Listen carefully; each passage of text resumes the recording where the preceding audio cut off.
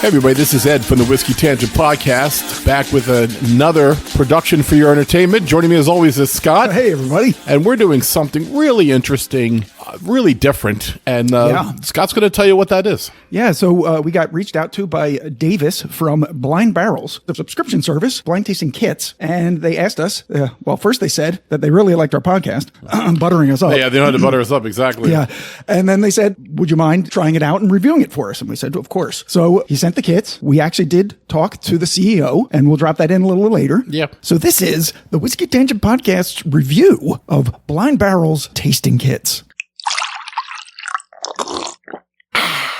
Whiskey short. And even though we're calling this short, it's probably not going to be all that short. I mean, without the interview, it would be, but it'll at least be shorter than our full numbered episodes. Anyway, now a description of what we're going to do. Yeah, it's very strange. It Scott will just do the description, then I'll tell you why this is strange for us. Okay, yeah. All right. Some of this is from their website, marketing materials, and some is from a 2022 article by Steve Coombs, posted at bourbonandbanter.com. Tasting whiskey without knowing anything about it, aka tasting blind, is always interesting. It challenges you to focus on what's in the glass, its aroma, color, and taste, without leaning on preconceptions tied to brands, proof, age, or mash bill. And if you've listened to us for any length of time, you know that we've done this a lot, most notably our annual Whiskey Madness tournament, which just ended, which is a blind tasting 2 whiskeys at a time, but we've also done as many as 5 or 6 at a time, even going so far as to create our own blind tasting competition, which we called, for some reason, the Ocho. And we go to extraordinary lengths to hide from ourselves what the whiskeys are as we taste them. However, we still do know which whiskeys are in the set, and it's really easy to trick yourself into believing which whiskey you're drinking, even if you're not trying to figure out which is which.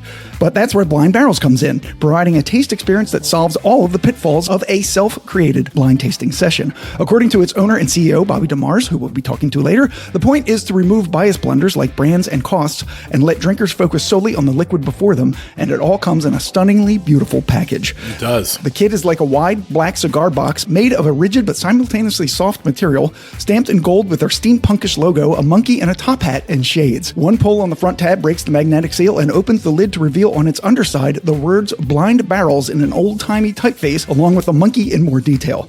Then there's another monkey on the black and gold insert card that reads in part, "You smell that? That's the smell of top-shelf craft whiskey. We sprinkled a little in the box just for you. Imagine a world of flavor, a world of tantalizing whiskey sensations, a sensory experience of true grain-to-glass distillers all over America. What you don't see is exactly what you'll get in this blind tasting adventure. There are thousands of independent brands that deserve to be discovered." Lifting the card out reveals the 4 short and squat rectangular 50-milliliter sample bottles, each labeled in the same old-timey Blind Barrels monkey logo and font with the letters A, B, C, and D, and a mysterious QR code. Flip the card over, and you'll see a colorful grid of tasting notes organized by categories such as vegetal, woody, spicy, roasted, floral, and fruity, each broken down to subcategories and sub-subcategories to help you put into words what you're about to taste. The tasting card also has a QR code, as well as these instructions. After your first pass, use the code below to link directly to the Reveal Page website to learn about the details of each spirit, mash bill, tasting notes, finish, and of course the craft distillery that handmade each one.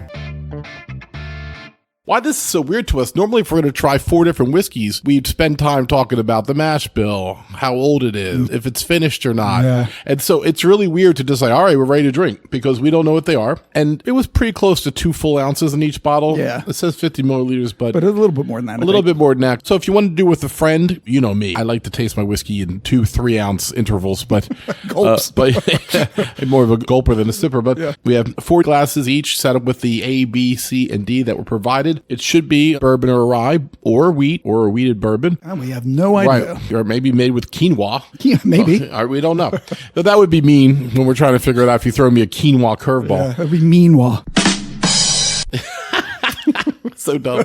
All right. So with no delay, we're just going to grab the A's, take a smell, and see what we fall into here. Yeah. So really what we're trying to guess is the style and the age and the proof, and just kind of give our tasting notes, because that's, I think, what's supposed to be on the Reveal Page.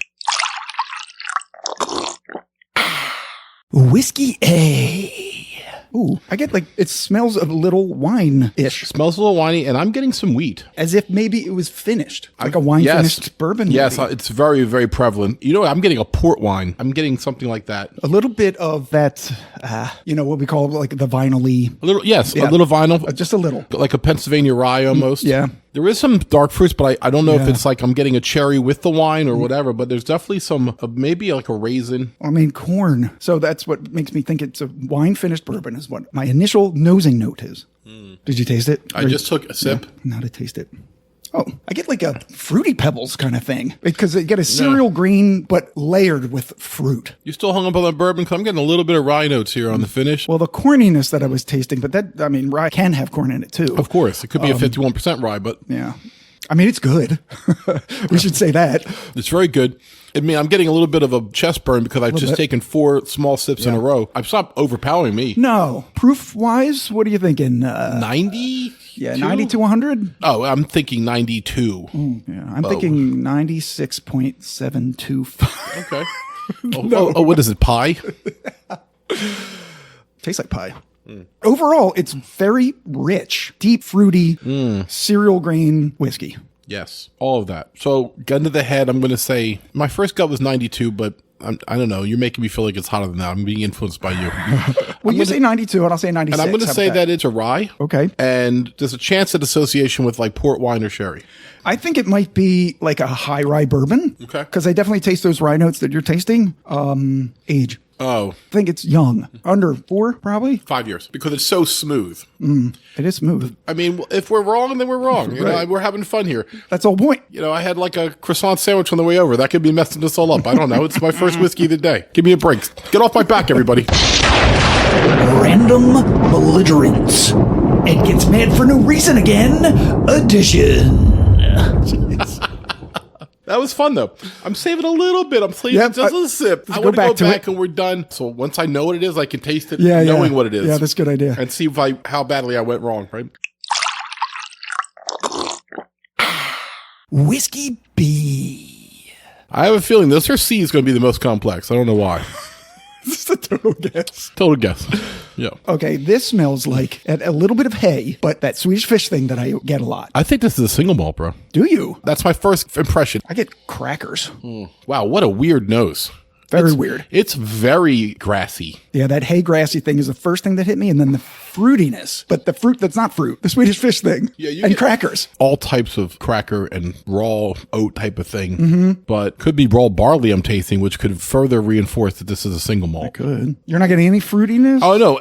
okay. I'm almost getting your Fruity Pebbles now. Okay. That you got on the first one. Like Yeah. sweet fruits, actually. Very sweet. Like a crunch berry. Yeah. All right, I'm going to try it now. Yeah, me too.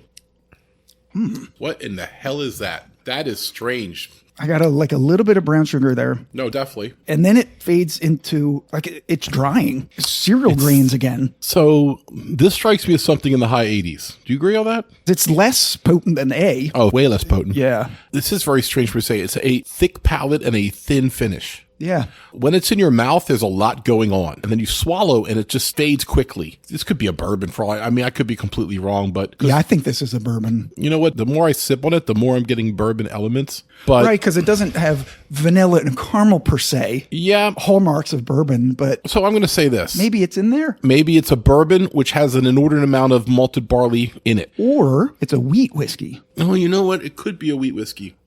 Or it could be a wheated bourbon with a high wheat content. Something along the lines of like Weller. It doesn't explain the nose to me as much, even if it's wheat, but No. I'm going to stay with the single malt just because it would make me look like a genius. Okay. All right. But that being said, a wheated bourbon or a wheat whiskey, I wouldn't be shocked. What about the age you're thinking? I mean, it doesn't taste particularly... 4. Yeah. So yeah, so you got the notes on that? Yeah. All right. Yeah. I'm going to clean my palate.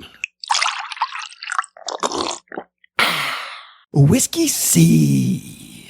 All these are really fruity. Yeah. I wonder if that's a theme. I don't know if they thematically do these. I mean, maybe whoever's picking them likes it, but I think this is the sweetest one so far. Yes. I did not think the second one was sweet per se. It had sweet notes on it. The first one was a little bit sweet. Right. The B was a lot more earthy and herbaceous. This one Yeah. here is much more candy, sugary sweet on the nose. Yes, it's fruit with sugar on it. Macerated strawberries. Oh my God, strawberry. That's the nose. I don't taste strawberries on whiskeys very often. No, I've never heard you use strawberry. Maybe one other time. Yeah. I mean, compared to the earthiness, the vinyl, the grass that we're getting off of A and B, there's none of that here. So this might be a traditional bourbon. Yeah. Oh, gosh. This one's delicious, Scott. Oh, strawberries and cream. Yep. The nose carries through to the palate. It fades quickly, though. It's even more drying than B. Yeah. What is that before it fades away? Yeah, that's the key to knowing what this is. There's some type of a flavor that kicks in. I'm not going to say it's off-putting, but it's drastically contrasting the sweetness. So it could be a rye spice. This could be a high rye bourbon, and that could be the pepperiness on the back of my throat right now. Maybe a little honey graham cracker? Ooh, honey is all over this. Yeah. I wouldn't be shocked if this was a honey-finished Texas whiskey. It's got some of those notes that we get from Texas whiskey. Honey finished. Yeah, I'm with you on that now. I'm not sure Texas, but honey finished bourbon seems about right to me. I want to say 96 on this. I think it's similar to A. All right, so Maybe a little higher than A. Well, I said 96 for A. You And said I- 92. right. I'm going to put 96. If this is over 100, it's spectacular. Yeah, because it's super smooth. Super smooth. Age? So I'm going to say 4 years old and 3 to 6 months in the honey barrel. Okay, I'll go with that. Yeah, because none of these taste really long aged or high proof, and they're all fruity. So I feel like there's a theme, tasting notes wise, at And least. once again, they could all be 6 or 7 years. It could be. They're not overly oaked, which is one reason I'm pulling back from them being a 10-year or something.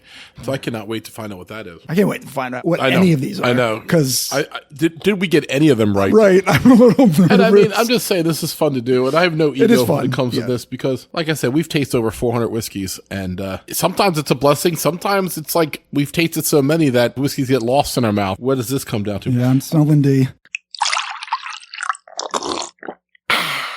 Whiskey D. So this smells like B to me. No. No? Go smell B. This is way more muted than B was, unless C just burned me out. Well, I don't mean really intensity because I get the Swedish fish thing again. Okay, but I'm talking about the grass and the cereal. Yeah. So I'm getting brown sugar now, a little bit like a vanilla shortbread. B smells so intense. I can't identify the fruit that I'm smelling. No. To me, it's very desserty, sugary, like a candy. It's like the cherry cordial syrup inside the chocolate. Just the syrup part is what it kind of smells like. Right. Ooh, I just tasted it. The nose carries right through. Brown sugar, maybe a creme brulee comes into this. Oh, I really like that. Not the burnt part of the creme brulee either, but that sweet pudding part. Yes. The custard, the vanilla custard. Yeah, the custard. And there's a little bit of spiciness on it. I think this might be higher proof. Yeah, this is really, really well done. It's very smooth. Very smooth, but you can taste a little bit more ethanol on this than the other ones. I'm going to say this is probably 100. I was going to say 98. Okay. So it does immediately suggest fruit, but it's actually not fruit. No. It's sugar. Sugar. Sugar! I knew you were going to do that. Sugar! I really like this one. I like C a lot. I'm not going to lie. So what do we think the style of this one is? This one tastes like a bourbon to me. Yeah. It could be like a blend, like small batch select Four Roses, you know what I mean? There's a little bit at the very end of like a leather or tobacco on the finish. Right, there is a slight spiciness. And there is a spiciness which makes you feel like there's rye involved here. What about the age, you thinking? I'm going to go 6. This is the most hefty Yes. of the group. I'll go with 6 years too. I'll agree with Yeah. that. But none of this tastes youthful. But none of it tastes like it's been sitting. In a barrel for 10 years. Yeah. Yeah. So we'll see. Yeah, because like if you go to a local distillery and something's 2 years, you're Yes. like, it tastes pretty raw. But if something's like 10 or 12, you're like, there's a lot of oak on this, Right. and you can tell with that too. But ones in the middle are really tough to I'm fully pinpoint. expecting to get humbled. Yes. Like I didn't get anything close to any of them. I'm 100% okay with that. Yeah. But before we're humbled, Yeah. we're going to drop in the interview that we had Right. with Bobby DeMars, the Right. CEO of Blind Barrels. Okay. Hey, Rob, how are you? Do you go by Bobby? Is that what you prefer? What do you prefer? Yeah, I do. I don't know why this is Robert, but the default gets me Very, sometimes. very formal. So I kind of have 3 different things that I've done. an education company that helps get kids into top universities. So Robert's going to get you into Stanford, and then Bob, if you look up Bob, you'll find documentaries that I've made. And then Fun Bobby is with the whiskey guy. yeah, Bobby's got a frog in his pocket. He'll pick you up at the airport. Absolutely. Yeah, Bobby's available at 2 a.m. for a ride. Yeah, no doubt. Robbie's going to steal your girl. Your name does take a lot of personifications on it. Yeah, it could go in any direction. Exactly. You can rebrand it. There you go. I love that. So I'm Ed, by the way. This is Scott. We're the Whiskey Tangent Podcast, and we've been around for about 5 years. We're always looking for something new. And, we've done our own versions of this, but never in an organized fashion that you have. So what was the catalyst behind you creating this? Yeah, this whole company was kind of a COVID baby. You can only build so many accent walls and so many bidets. And one of my buddies doing blinds, he was setting up like 8 samples. And so I'd done it with wine. I'd never done whiskey. Wine's great. Doing anything blind is fun. But the experience and the nuances of what whiskey could be was something I never really thought of before. I was more of a drinker than a taster, but I loved it. And I've been an entrepreneur my whole life. And I was just like, hey, this feels like a business. And he went, okay. And so I said, I'm going to figure this out. I remember when I used to belong to Flaviar, they would send me a canister with 3 test tubes in it. Yep. And the answer was in the roof of the canister, but I wouldn't know what I was tasting. It was ABC when I tasted it. So that's the only other time I've seen this even approached. And that was just to see if you liked it to go buy a bottle from them. It was just a marketing gimmick. It wasn't quite approaching it like you were. Yeah, I mean, I don't want to knock Flaviar. They're obviously the bigger dog. I was a Flaviar member back in the day. And for me, there was a couple of disconnects. One is, even though they're set up to be a blind, I never did it that way, just because I'm like, well, I know what these 3 things are. So I just looked at it while I was doing it. And then also there was a bottle that they lock you into that wasn't one of those 3 things. And at one point I was like, oh, Westland. I'm like, I'll get a bottle of that. And then they sent it and it was a $3.75 instead of a $7.50. And I'm like, hey, and I'm sure it was super transparent and I just missed it. But everything that was in the lineup that I did was pretty accessible. Whereas there's 3,000 brands out there that people either haven't heard of or they can't actually get access. I was just talking to one right before I jumped on here today out of Pennsylvania called Ponfé. They're pretty new, pretty young. They are only distributed in Pennsylvania. Mm-hmm. And so, in Pennsylvania. I should know that. I was just talking to them for an hour. Because we're in Jersey, right near Philadelphia. So I was just wondering if they were close by. I wish I could say I knew. I could look them up. Other those states. Yeah, you can look them up, see where they're at. Ponfeigh. Yeah, and they had a brand called Westlvania that's a rye that, made Fred's top 100 list, and we have a partnership with Fred Minnick. So that brand is a great example of, they'll send us bottles, I'll put it in a blind with my guys. We have a bunch of people with different palates and different levels and stages of their whiskey journey. And if we love it, then we'll find a way to get it in the lineup. So most people come for the blind, but honestly, they stay for the access. We're giving them stuff that they couldn't get. And then we're also not marking up the bottle. So we usually sell it for the same price as if you were at the distillery and sometimes less. You are not doing foreign whiskey, right? This is all American craft? As of right now, we are going to create a Scotch kit, not a subscription. We are going to do a rum. We're going to do a gin. We are going to do a tequila subscription. It's just importing's not fun right now. But yeah, we're in the middle of raising capital to really kind of expand outside of just whiskey. I really love this. First of all, it's so well made. It's going to really durable. You can keep this around, keep it in the kitchen drawer. It's going to hold up. It's not just like a thin plastic. Right. So there's like the color tasting wheel, and you kind of converted it to like a grid. Yeah, we converted the wheel into a table just because it fits our kit. And, you start with the big notes and then the subversion of those notes and the subversion of those notes as you go left to right. So when you get to the QR code, what will happen is, yes, it'll reveal everything about the brands, the age, the proof, the whiskey type, the mash bill, the aroma, the tasting notes, the finish. There's a subjective element to tasting notes. Some people might say I'm getting almond. Somebody might say marzipan. The reality is it's their brain interpreting the same chemical. So people aren't necessarily wrong. You could also just have Toshiba peppers for lunch and that totally changed your palate. I've noticed some companies, they give very basic notes to almost let us come up with our own. And then we're tasting like 16 other things on it. But I think some companies let you kind of have fun with it. And other people, like Barrel, for example, super obnoxious with their tasting notes. I don't know if you've ever listened to Barrel's tasting notes. It's, like Madagascar vanilla with, Rhode Island peaches. And it's like there's hints of self-doubt. Abstract concepts now are tasting notes. I mean, they're sourcing great stuff and they're doing blends. So like we we did a partnership with Fred Minnick, and everything in the lineup was barrel craft. So it was a bourbon that was sourced from Tennessee, and one that was sourced from Kentucky, and one that was sourced from Indiana, right? And then the fourth one was a blend of all three. So it was kind of like getting the terroir, the élevage of the state to a certain degree. It was really meant to be an educational component for training your palate.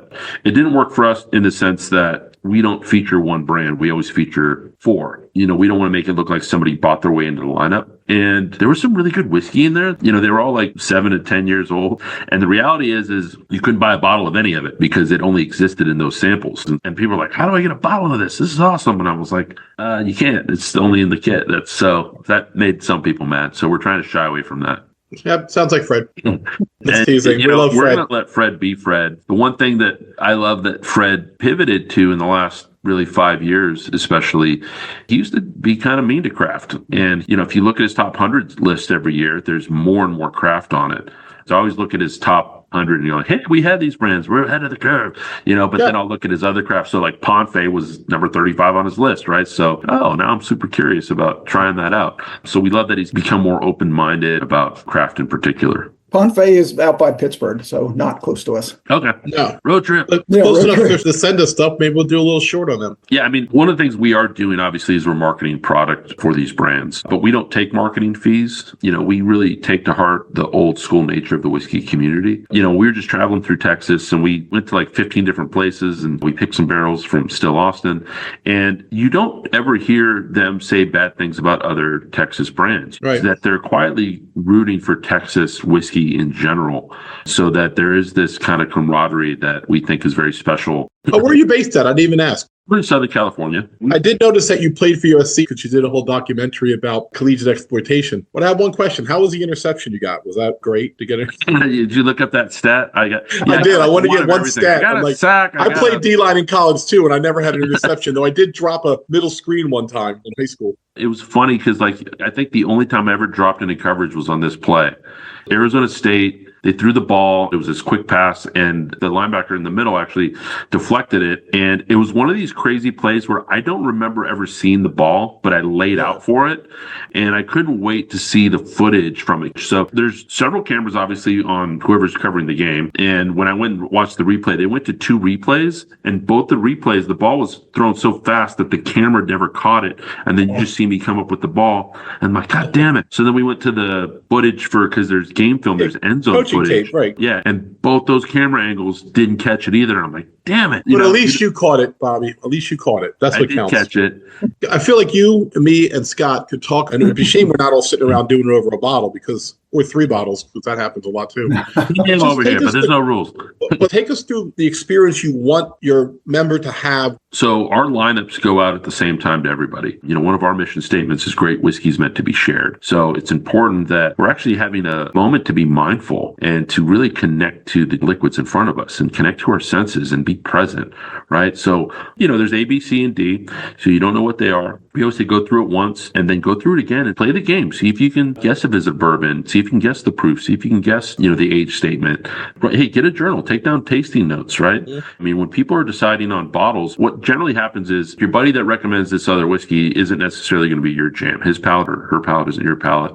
Other than that, we're deciding on how cool does the bottle look, the price point, maybe what we've read about it online, when the only thing that should be deciding anything is your taste buds. And then they're getting things that they normally couldn't get. Like, distribution has such a stranglehold on the industry. When Prohibition ended and the 3-tier system came into play. Now, you go to any other country, there's no 3-tier system. It doesn't work that way. But ours, the producers have to pass to a distributor before a retailer can get it, before a consumer can have it.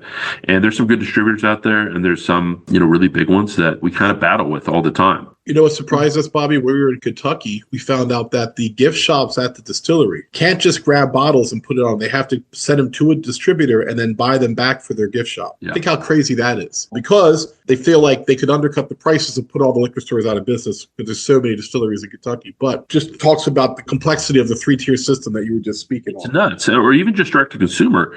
The wine industry was really led by California in the late 70s that allows a lot of direct to consumer shipping, like to 48 States, spirits and beer are heavily regulated. And so, we're hoping that is going to shift in some capacity, because there's a lot of small businesses. They really should give spirits a chance to have that same thing. So back to process, 4 kits come out a year? 4 kits come out every year, exactly. And someone could get a one-off if someone doesn't want to subscribe. We just sent you the September 2023 lineup. Right now, we have a surplus of those, right? That way, if someone does a one-off kit and then they decide to become a member, they don't accidentally get the same kit again. So after you've tasted them and you've tried to guess, you go to the QR code and you go to the site. It gives you all the information about that whiskey, right? Yep. And if you like it, how easy is it to just order that whiskey?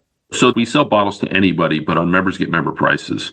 Right now, there's a hazmat. It's a crazy bottle. It's finished in 5 different barrels, char 1, 2, 3, 4, and 5. I don't know where the dude gets the money to do that, but it blows my mind that somebody craft is doing that. So that we did have to limit to 1 per person, and we're selling that for $125. If you're a non-member, you can get it for $150. But yeah, you'll just click on the bottle and you'll be able to order it, and it'll ship right to your door. So I think that's important that people need to take in consideration when they're looking at the membership price, and they're like, well, these are just 4 small bottles, because it also opens up the door for you to save substantial money on buying the bottles. Honestly, it's not easy to put other people's whiskey into our bottles legally. Yeah. We're not in a basement with a funnel and just shipping stuff out of our garage. Like, there's tons of legal stuff that actually has to happen. There's timelines, the 3-tier system's involved, and we're less than, any other whiskey subscriptions out there. Right. Also, you're not just throwing these glass bottles into a cardboard box with some filling and sending them to people. Your packaging is absolutely gorgeous. A lot of money must have gone into just not only the creation of it, but the continued production of every box, every time. Yeah, some packaging can be really expensive. I have like 5 friends in that industry, and it was great because I really got their feedback on, if you notice there's space for the finger to pull it out. There's all these things that you don't think about, even deciding foam, all this stuff. And they're like, we can hook you up, but you got to order 10,000 of them, and it's going to cost you $13 a box. And I was like, that's way too expensive. So I just kept calling every vendor in the country until we found somebody. At the end of the day, we are priced for the middle class. I think it is important that the 2 main benefits you're getting besides the 200 milliliters of whiskey is, once again, the discount in the bottle shop, but also being exposed to bottles that you would never be exposed to. Like you said, you might have a hazmat in there. You might have a distiller you never heard of, and then an outlet to get it at a discount. It's funny because we're raising money right now. We've talked to venture capitalists, and they don't like that we don't charge more for the bottles. For instance, we did a barrels pick with Still Austin. We took 2 barrels and we blended them together. And that is a unique, special, like, that bottle's just going to become legendary at some point. We could have probably sold that for $100, but their cast strength goes for about $75 retail. So that's what we sold it to members for. So I would say you're supporting the distillery, you're not supporting us, because we don't lose money when we sell a bottle, but we really don't make money. Like I said, venture capitalists don't like that. Whereas I think they're underestimating the intrinsic value of creating loyalty within our community. Absolutely. Right. Anything you want potential subscribers to know? We do some live. So every quarter we do live tastings with everybody. So we usually have anywhere from 80 to 140 people that come on and we taste live with them. We do bottle giveaways, and if somebody has a question or, hey, they want to recommend a distillery, you're going to get me. We're a small company, and, I do all of our customer service. We don't usually have a lot of problems, but we take care of them if something does happen. And we're going to keep doing that for as long as we can keep doing it. Do you know how many subscribers you have now? Yeah, we've got between 3,000 and 4,000, probably about 5,000 by the end of the year. So That's probably exciting. have, super exciting. It's super fun. At some point, we probably will have to put a cap on our membership as we expand it to other SKUs, just because it's asking a lot of volume from some of these. I just talked to somebody yesterday. They only have 80 barrels. Yeah, I can't imagine having to keep straight what whiskey's going in which unnamed bottles and running that. Scott knows if we were you, he could not put me in charge of putting the whiskey in the bottles, because I'd be like, I don't remember. I appreciate this kit, because having tried to set up double-blind tastings, the way I did it was you get generic wine bottles with no labels on them. You pour the whiskeys into each bottle. You put a label on the bottom of it, A, B, C, and then I mixed them around. I had Ed go into the room and mark 1, 2, 3. And then so I knew what every letter was, and every letter has a number to it. So that's how we did the double blind. However, we all still knew what whiskeys were in the set, because we all brought them, right? So I call this triple blind, because we have no idea what even whiskeys are in this set, let alone, which one's in which bottle. Triple blind, you invented it. Yeah, triple blind. Back it down. Yeah. So we do have a process in our bottling partner to make sure that we never screw up what whiskey's going where. But even like you have a bottling line, right? And using different whiskeys. So you ever get those dum-dums, like those little lollipops, right? Mm-hmm. And you ever get the mystery one? You know what the mystery one? Yeah. The mystery flavor is when the machine is going from one flavor to the next. And it's a mixture of both of them. And we don't want to have any dum-dum samples in there.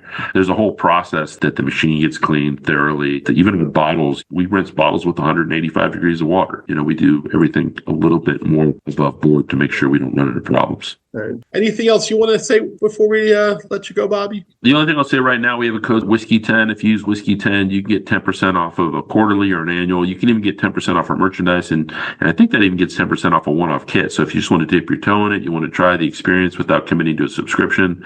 And look, with the subscription, you can cancel whenever you want. We don't have any rules for that. Right. So if you you're not my gym. Yeah, exactly. Yeah, we're not Planet Fitness where they're like, well, now it's a $900 cancellation fee. Yeah. Well, I call it my fat tax. I just pay it and don't go, you know?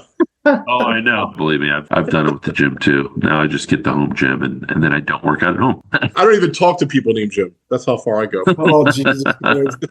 All right. So, Bobby, thanks so much for all you're doing. And sounds like you're having fun while you do it, which I think is the most important thing. Absolutely. Yeah. Well, I want to know what you guys think after you guys do it. Right. Yeah. We're going to do it. We're going to drop this interview. And I mean, it's going to be embarrassing how I screw up everything you said about the type of whiskey, the mash bill, what I'm supposed to be tasting. We do a Whiskey Madness tournament, 16 whiskeys every March. And when we only have 2 in the mix and they're blind, we have a person pouring them for us and then handing us A and B glasses.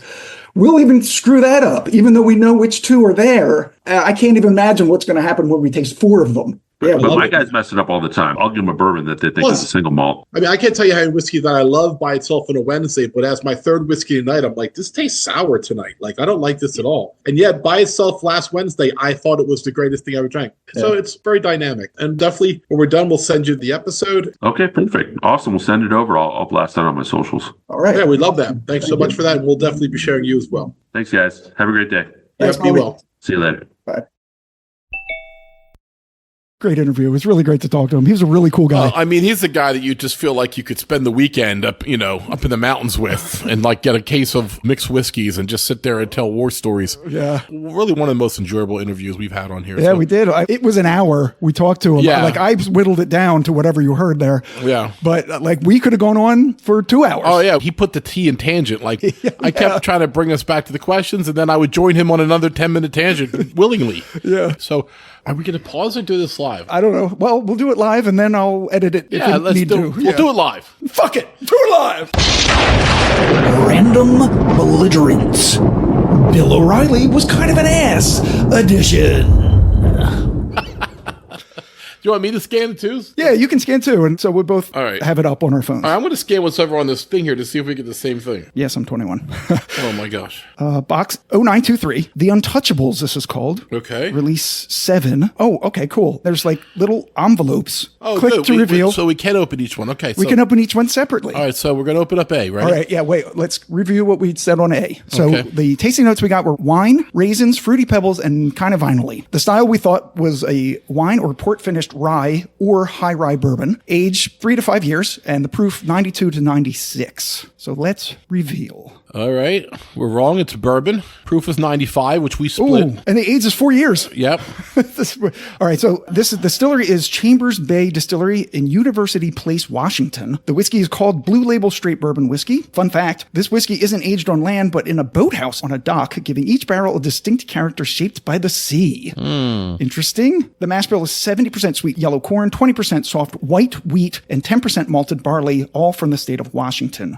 Aroma notes: green apple, cinnamon, butterscotch, fresh grain, saltwater taffy. No. We didn't get any of that. No. We thought this was wine finish. Are you sure we got the right box? Taste it. Honey wheat bread, sea salted caramel, yellow birthday cake, green apple pie. Well, let's take a sip and see if we can taste for Yeah. green apple or cinnamon. Or we did get brown sugar, I thought, but Oh, it smells like birthday cake now. you're right. The finish: candied orange peel and hint of toasted oak. This tasted like wine. I don't know how else to explain it. I don't know. Nothing else I can say about it. Yeah, all right. That's one. Let's see what the next one is. We got some right, some wrong. We pretty much got that all wrong, but that's okay. That's the fun of it. B. I said it was a wine finished rye. It's a bourbon whiskey that had never seen wine. So B is from Whiskey Acres Distilling in DeKalb, Illinois. Bottled and bond bourbon. The proof is 100. The age is 5 years. Okay, we were 5 years. We got that. We got that right. So this is the one I thought was the single malt. Yeah. But you mentioned the wheat. I did. And it doesn't have any rye at all. So it has 15% soft red winter wheat. Yeah. And 10% malted barley. So it's not 5. So there is malted barley available. But it must have been the wheat that was creating the strange nose. Possibly. And the flavor profile. Yeah. Aroma notes. Rich vanilla, herbal tea, lemongrass, a touch of cinnamon, and nutty oak, and graham crackers. Okay. Damn it, I got graham crackers on C. Tasting notes, approachable, sweet caramel corn, grassy, pear drops. Well, we had grassy. We did get the grassy. Yeah. Raw hazelnuts, dark wood, lightly toasted coconut, apple cider donuts, ripe apples straight from the orchard, butterscotch. And it does fade to a peppery taste, which we did mention. So you did say that it could be a wheated bourbon. Yeah. I think the last thing I said was sort of in the vein of a Weller. Mm-hmm. And it kind of is. It kind of is. All right, this is fun. Let's do the next one now. All right, sample C. Okay. Iowa Legendary Rye. This is their gold label rye from Carroll, Iowa. Proof is 105, so we did say it was a little higher than the other one. It's amazing. Super smooth. I have some left right now, and I have yeah. to tell you, there's no way this tastes like a 105. Did you see what it is? We said that this was a honey finished bourbon, and it's a 100% rye. You gotta love us. Oh my God. It's a delicious rye, I'll tell you that right now. How is that a rye? I know. I just tasted it again. I'm blown away by it. I mean, what was our tasting notes on this? Our tasting notes for this were... Oh, we didn't do B. That's all right. Go ahead. No one needs to hear how wrong we were. Okay, so on C, we had strawberries and cream, honey, graham crackers, a bit floral. They have maple donut, Werther's Original, deep mint, thyme, turbinado sugar, aromatic bitters, and buttered bread. On the palate, rounded and rich texture, melted caramel, cinnamon, orange studded with nutmeg, deep oak presence, and baked oats. Nice. And on the finish, mid to long, slightly drying, leather and black pepper round it out. So no. So no, we got nothing right on this one, but I have to tell you, it tastes exactly what we thought it tastes like.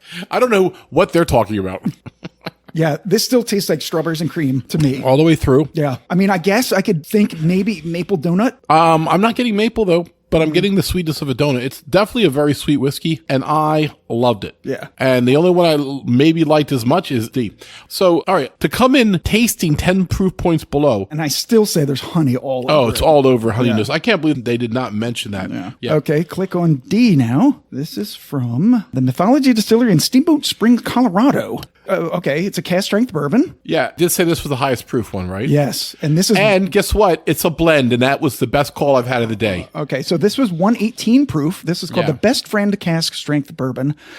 Wow. It's a 15-year Kentucky bourbon, 78.5% corn, 13% rye, 8.5% malted barley. A 5-year Indiana bourbon, 60 corn, 36 rye, 4 barley, and a 3-year Indiana bourbon, 75 corn, 21 rye, and 4 malted barley. I just did the average in my head, and we were right. No. But listen, I did call a blend. I want some credit for that. I said, you did. Said this could be like a small batch select. Blends are something I like to drink. So, you can kind of tell when there's different recipes in play, if that makes sense. I definitely got that off of this one. Yeah. All right, so the tasting notes of this scare me a little because it seems like maybe we switched up C and D. Because the aroma, peanut brittle, light herbs, cornbread, wildflower, honey. Tasting notes, a depth of layers, rich caramel, candied almonds, oak, toasted grains, strawberry frosting, cherry, pipe tobacco, peanut dust, and a long decadent finish with vanilla bean, creme brulee, and black currant. Well, we definitely got that on the finish. We did. This was the best whiskey, I think. I think so too. We were kind of struggling with what kind of fruit we were tasting, and we decided ultimately there was no fruit. But they're saying strawberry and cherry, which is what we tasted on C, which they did not. Right. I mean, me and Scott got a couple things right. We got more things wrong than right, but you know what? Oh, but that was a lot of fun. It was a lot of fun. To do that. It's an eye-opening experience when you are literally blind to everything about the whiskey. Yeah. So I want to thank Bobby for sending it to us and for coming on with us. And honestly, listen, if you are looking for something to do, like you and your friend can join this and you can do this, quarterly, right, Scott? Yep. And I was going to say about the pricing. So you can go on to their website, blindbarrels.com. You can get a single box without a subscription. It's one kit. It's $70 plus shipping. The quarterly subscription is you get 4 kits at $60 per kit, billed separately plus shipping. And then the annual subscription is 4 kits at $50 a kit, billed annually. And the shipping is lower if you get the annual subscription. Right. Can't just be like, oh, what's that? Like 8 ounces of whiskey for $60? No, that's not what it's about. It's about the experience. It's about the efforts of them going out, finding the whiskey, putting this beautiful box together, this kit. That's what you're paying for. And if you've ever set up your own blind tasting, you know how much work it is. And that's what you're paying for too. Absolutely. Yeah. I suggest you guys give this a try. Something fun to do, you and your dad, or, for those people whose dads are still alive. No, it's not like I could do it. Or like them. Right. Right. Scott's dad's alive, but is he? He's dead to me. You're dead to me, Dad. No, so for the Whiskey Tangent podcast. I learned it by watching you. Thanks so much. And we had a great time. I'm Ed. I'm Scott. Cheers, everybody. Later.